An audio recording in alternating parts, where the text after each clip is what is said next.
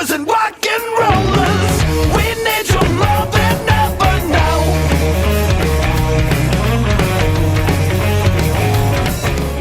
Welcome to Slaying with Dice. I'm your host, CJ, and today we're going to talk about Daggerheart, the game made by the folks over at Critical Role.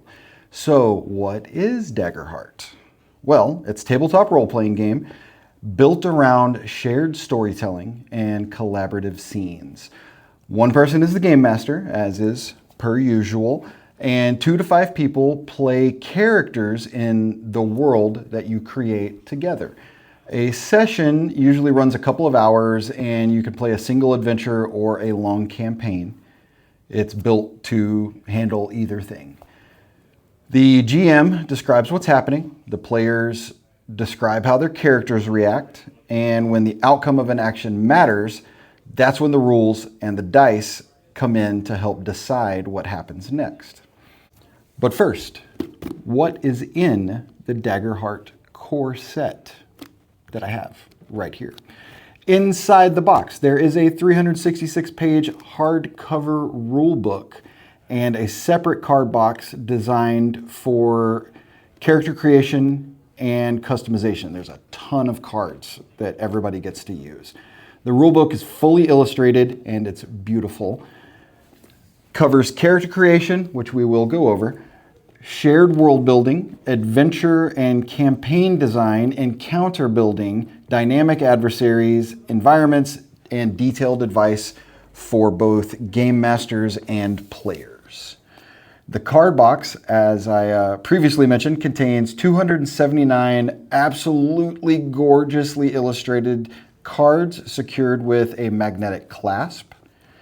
These include 18 ancestry cards, 2 full sets of community cards that represent your character's culture, and 54 subclass cards. Each subclass comes with a foundation, a specialization, and a mastery card, so your character grows over time as you level up.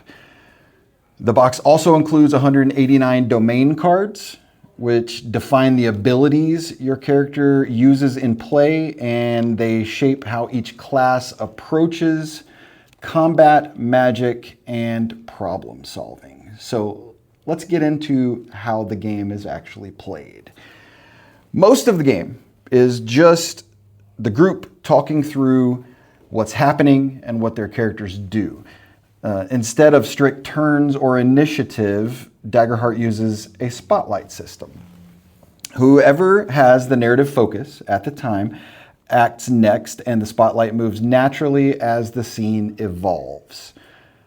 Dice only come out when something is uncertain, risky, or dramatically important.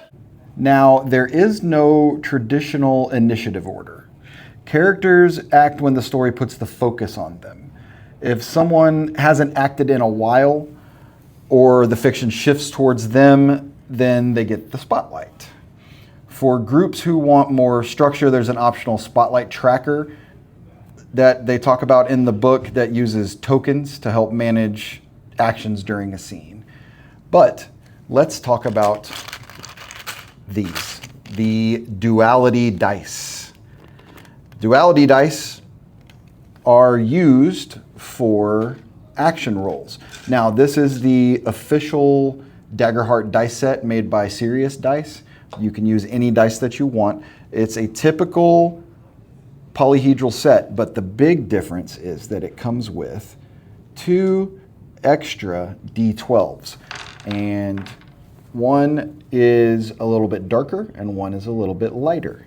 One represents hope, one represents fear. You will roll both for your action rolls, add relevant modifiers, and compare the total to a difficulty set by the GM. If you meet or beat the difficulty, you succeed. If you don't, you fail. But the whole hope and fear mechanic is what really sets this game apart from other RPGs. After checking success or failure, you will look at which die rolled higher. If the hope is higher, then the player gains a hope token. If fear is higher, the GM gains a fear token, and these tokens fuel abilities, complications, and rising tension. That means every roll matters, even when things go wrong. And hope tokens can be spent on a number of things to help the player, and fear tokens can be spent on a number of things to add more stress and tense things to a scene. But let's talk about combat now. Combat follows the same narrative flow as the rest of the game. There's no fixed initiative list, like I said. Characters and enemies act when they have the spotlight, and attacks are resolved with action rolls against a target's evasion score. On a successful attack, you roll damage and compare it to the thresholds to see how many hit points are marked. When a character marks their final hit point, they fall and make a death move, narrating their final moments. But let's also talk about another mechanic, stress. Stress represents mental, emotional, and physical strain. Some effects cause you to mark stress. When you mark your last stress, you become vulnerable and easier to harm. If you would mark stress when already at your maximum stress, that stress becomes a real injury and you mark hit points instead. Stress can be cleared through rest, downtime, and certain abilities. Let's talk about character creation. It's a very cool system. You begin by choosing a class which defines your role and core abilities. Each class is tied to 2 domains. You also choose a subclass which further shapes how your character grows and what features you gain over time. You will then choose a heritage. Heritage combines ancestry and community. Ancestry reflects lineage and grants a feature. Community represents culture and upbringing and grants another feature. And together they shape both mechanics and roleplay. The ancestries you can choose from are awesome. You've got the Clank, which is kind of like, a robot or a Warforged. You've got Dracona, which is your Dragonborn. Dwarf, Elf, Fairy, which is a very interesting very interesting ancestry in that you can be a typical fairy or you can be a bug person. You've got Fawns, you've got Fearbolgs, Fungril, which is your mushroom people, Galapa, I believe I'm saying it right. It's turtles, giants, goblins, halflings, humans, Infernus, which is Daggerheart's version of a tiefling, Katari, which is cat people, orcs, and my favorite, the Ribbit, which is frog people. And then you've got the Simia, which is an ape race. Then you will assign character traits. Characters have 6 traits: agility, strength, finesse, instinct, presence, and knowledge. You will assign modifiers of +2, +1, +1, +0, +0, and -1 to represent strengths and weaknesses. There's no dice rolling for creating your initial stats. You just take it from that list. These traits affect action rolls. You start at level 1. You record your evasion, hit points, stress slots, and starting hope tokens on your character sheet. You then choose your starting weapons, armor, and basic gear. Your equipment determines damage, protection, and what tools you can bring into the story. You will then choose a background. Your background is defined by answering questions about your past. This helps shape your character's motivations and gives the GM story hooks to work with. And I should also mention that character creation is actually done during a session 0. You all collaboratively create your characters, which then helps shape the world that you will then be playing the game in.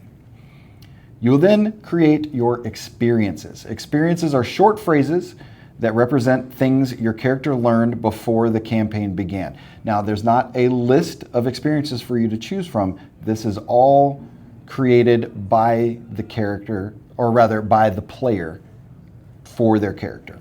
Each experience can grant a bonus when you spend hope, as long as it makes sense in the fiction.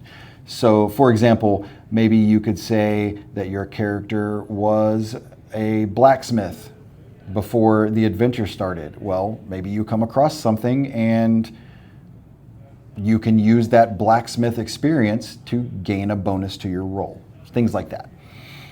After that, you will choose your domain and your domain cards. Each class gives access to 2 domains, like I mentioned before. During character creation, you choose 2 level 1 domain cards. Domains define your special abilities and playstyle, from weapon mastery to magic, healing, stealth, or influence.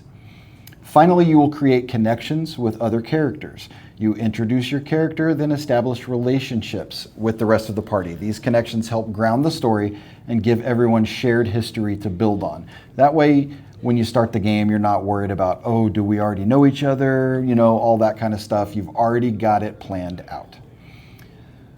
The most important rule in Daggerheart, though, is to make the game your own. The rules exist to support the story, not limit it. When something is unclear, the GM makes a ruling that fits the logic of the fiction instead of relying on technical loopholes. Daggerheart likes to keep the story moving. The spotlight flows naturally. Every roll changes the situation. Stress and fear create pressure without stopping play. Character creation gives you meaningful choices that shape both mechanics and roleplay. If you enjoy collaborative storytelling, where the rules support drama instead of getting in the way, that's the Daggerheart experience. If this sounds like your kind of game, we have the Daggerheart core set available here in the store. And if you'd rather learn by playing, we're also running an in-store Daggerheart campaign led by our very own Ken Maestro. So you can see how all of this works at the table with an experienced GM guiding things. We also do one-shots that are also run by Ken Maestro. If you've got questions, you want to flip through the book, we have a store copy, as you can see right here. Or if you just want to talk through character ideas, stop by and ask us. We love to talk to you about this kind of stuff. So, in closing, Daggerheart, very cool game.